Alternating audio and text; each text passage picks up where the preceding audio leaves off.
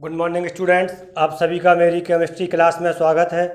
Students, आज हम एक महत्वपूर्ण टॉपिक ऑक्सीकरण और अपचयन, जो कि क्लास 11th और क्लास 12th दोनों के लिए इम्पॉर्टेंट है और कई कॉन्सेप्ट से जुड़ा हुआ है, इसका अध्ययन स्टडी विथ फन टेक्निक्स के द्वारा या लर्न विथ फन टेक्निक्स के द्वारा करेंगे। तो स्टूडेंट्स, इस टॉपिक का अध्ययन करने से पहले मैं आपको छोटी सी एक कहानी सुनाना चाहता हूँ। एक घर में 4 बच्चे थे और उनके पिताजी सुबह जाते समय उनके लिए होमवर्क दे गए। शाम के समय जब उन बच्चों से पूछा गया, बेटा क्या आपने होमवर्क कर लिया है, तो बच्चों ने चहकते हुए उत्तर दिया, आहा नहीं आए डैडी। मैंने कहा बेटा इसको ज़रा शॉर्टकट में लिख के दिखाओ। तो उन लोगों ने लिख दिया आ हा ओ और एच। नहीं आए मतलब माइनस लाल सर्कल में, डैडी धन लाल सर्कल में, नहीं आए daddy, D D for daddy, D for धन। मैंने कहा बेटा बहुत अच्छा। अब इसके बाद ओ के ऊपर प्लस लिख दें, एच के ऊपर माइनस, ऐसे ही प्लस और माइनस ऋण वाले सर्कल के ऊपर और धन वाले सर्कल के ऊपर लिख दें। तो बच्चों ने इसे लिख दिया प्लस माइनस। मैंने कहा वेरी गुड। अब इसके बाद इसका अपोजिट लिख दें। तो जहाँ पर प्लस लिखा था उन्होंने उसके नीचे माइनस, जहाँ पर माइनस लिखा था उसके नीचे प्लस, और जहाँ पर प्लस लिखा था उसके नीचे माइनस लिख दिया। मैंने कहा वेरी गुड, अभी एक बचा है। तो उन्होंने इसके नीचे भी प्लस लिख दिया और उसके ऊपर माइनस लिखा ही था। मैंने कहा वेरी गुड बेटा, ये ऑक्सीकरण की और अपचयन की प्राचीन परिभाषाओं का या प्राचीन धारणाओं का तुम लोगों ने प्रदर्शन कर दिया है। बोले कैसे? मैंने कहा देखो बेटा, इसमें ओ ऑक्सीजन के लिए, एच हाइड्रोजन के लिए, माइनस इन रेड सर्किल विद्युत ऋणात्मक मूलक के लिए, प्लस इन रेड सर्किल विद्युत धनात्मक मूलक के लिए व्यक्त कर रहा है, और ब्लैक प्लस जुड़ने के लिए और ब्लैक माइनस निकलने के लिए व्यक्त कर रहा है। तो इसके आधार पर हम ऑक्सीकरण और अपचयन की प्राचीन धारणाओं को निम्न प्रकार से परिभाषित कर सकते हैं। सबसे पहले आपने लिखा है प्लस। इसमें एक चीज़ और बता दूं, जो पहले लिखा है यह ऑक्सीकरण है और जो नीचे लिखा है यह अपचयन है, इसको ध्यान रखें। तो चलिए, ऑक्सीकरण या ऑक्सीडेशन। ऑक्सीकरण ऑक्सीजन का जुड़ना, अर्थात O ऊपर लिखा है प्लस, ऑक्सीजन का जुड़ना। इसके बाद H ऊपर लिखा है माइनस, यह हो गया हाइड्रोजन का निकलना।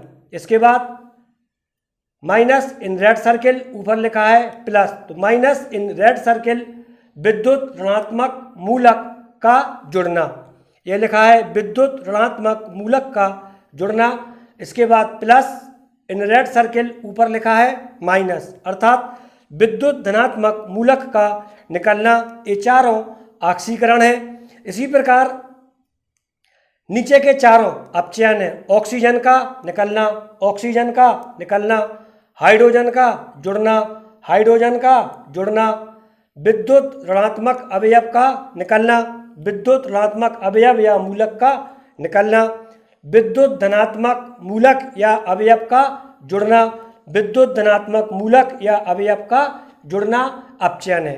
तो ये चारों परिभाषाएं हमने पढ़ ली हैं।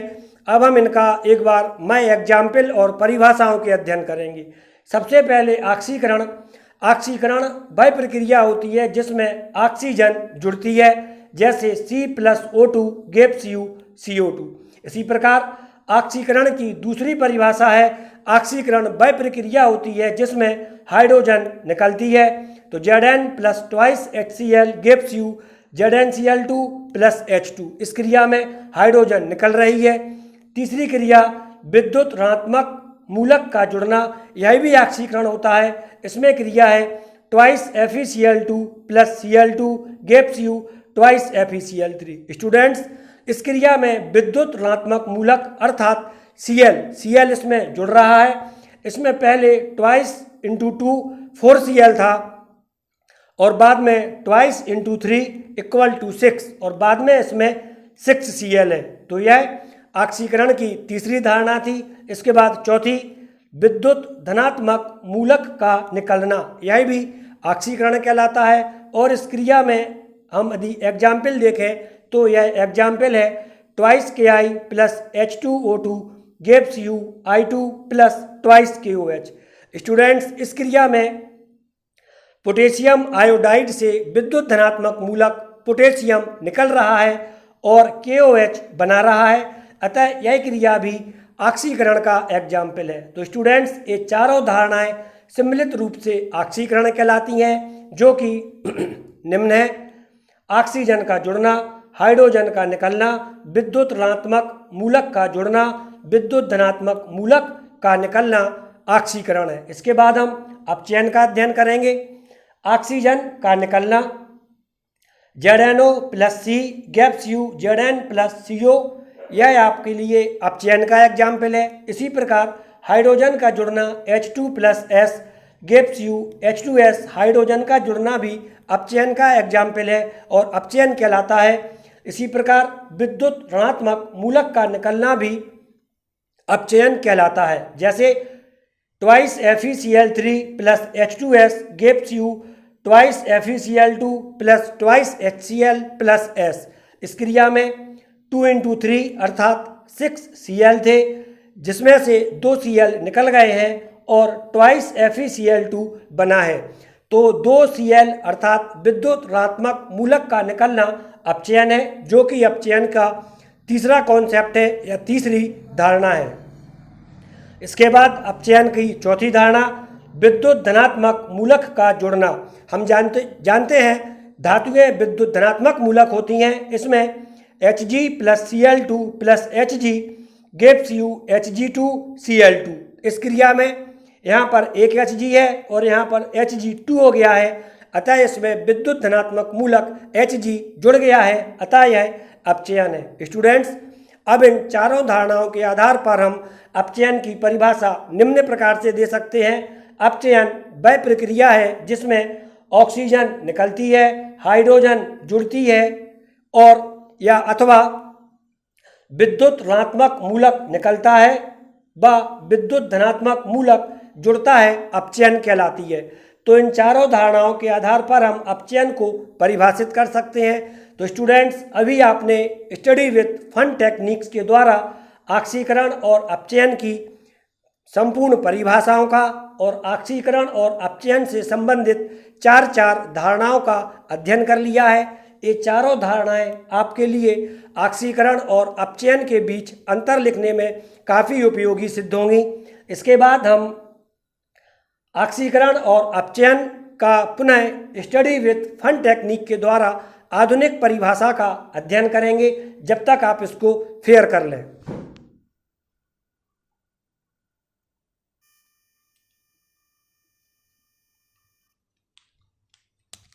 तो स्टूडेंट्स, अब हम ऑक्सीकरण और अपचयन की आधुनिक परिभाषा का अध्ययन पुनः स्टडी विथ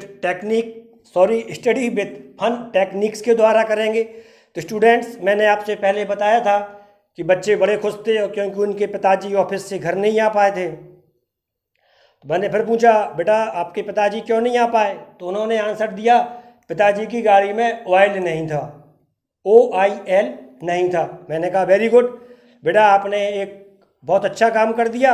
ऑयल ऑक्सीकरण और अपचयन की दोनों की आधुनिक कॉन्सेप्ट को बताता है।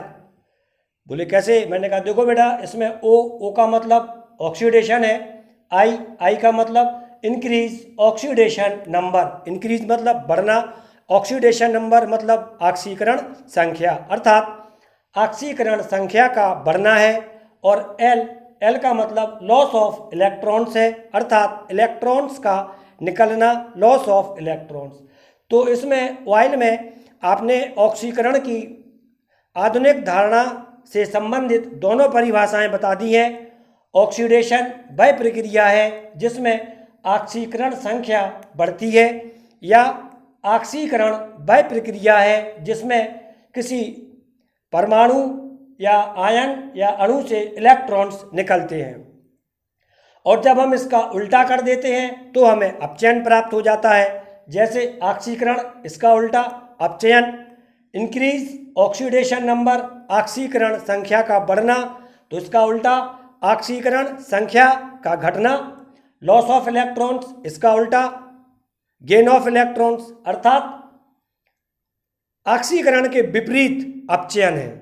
इसको हम निम्न प्रकार से समझ सकते हैं। पहले हम ऑक्सीकरण का अध्ययन करेंगे।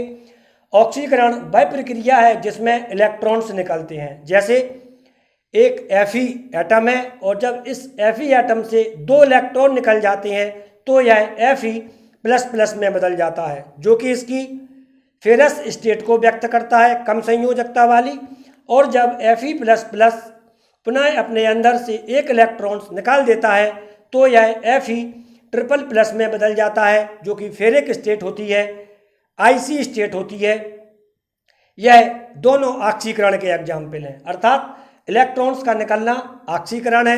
इसी प्रकार अपचयन वह प्रक्रिया जिसमें इलेक्ट्रॉन्स ग्रहण किए जाते हैं अपचयन कहलाती है। अपचयन वास्तव में ऑक्सीकरण के विपरीत क्रिया होती है। जैसे Fe3+, इसने 3 इलेक्ट्रॉन्स निकाल दिए थे, किंतु अब यह 1 इलेक्ट्रॉन्स ग्रहण कर रहा है तो इसके पास Fe++ में बदल जा रहा है। इसी प्रकार जब Fe++ पुनः 2 इलेक्ट्रॉन ग्रहण कर रहा है तो यह Fe एटम में बदल रहा है। इससे दोनों एग्जाम्पल ऑक्सीकरण और अपचयन के हैं, जो कि एक दूसरे के बिल्कुल विपरीत है। अब इसमें क्वेश्चन आता है ऑक्सीकरण संख्या, तो जितने आवेश होते हैं वह ऑक्सीकरण संख्या कहलाती है। इसका डिटेल अध्ययन हम संयोजकता वाले चैप्टर में करेंगे और ऑक्सीकरण और संयोजकता में अंतर का अध्ययन भी वहीं करेंगे। यहाँ पर हम सामान्य अध्ययन कर रहे हैं। तो ऑक्सीकरण संख्या व संयोजकता ऑक्सीकरण में बढ़ती है। यहाँ पर इसकी संयोजकता और ऑक्सीकरण संख्या 0 है, यहाँ पर +2 है क्योंकि +2 आवेश है, यही संयोजकता है। इसी प्रकार Fe+2 पुनः 1 इलेक्ट्रॉन निकला, इसकी ऑक्सीकरण संख्या और संयोजकता 3 हो गई है। तो ये दोनों चीज़ें अर्थात ऑक्सीकरण संख्या और संयोजकता ऑक्सीकरण में बढ़ जाती है। इसी प्रकार अपचयन में ऑक्सीकरण संख्या और संयोजकता घट जाती है। जैसे यहाँ पर ऑक्सीकरण संख्या और संयोजकता 3 है, 1 इलेक्ट्रॉन ग्रहण किया तो इसकी ऑक्सीकरण संख्या और संयोजकता 2 हो गई है। पुनः यहाँ 2 ऑक्सीकरण अवस्था में जब इसने 2 इलेक्ट्रॉन्स और ग्रहण कर लिए हैं तो इसकी ऑक्सीकरण संख्या और संयोजकता 0 हो गई है, जो कि अपचयन है। तो स्टूडेंट्स, अभी आपने स्टडी विथ फन टेक्निक्स के द्वारा ऑक्सीकरण और अपचयन की प्राचीन और आधुनिक धारणाओं का अध्ययन किया है और इसके आधार पर आप कई क्वेश्चंस के आंसर आसानी से दे सकते हैं। जैसे ऑक्सीकरण किसे कहते हैं, उदाहरण सहित लिखिए।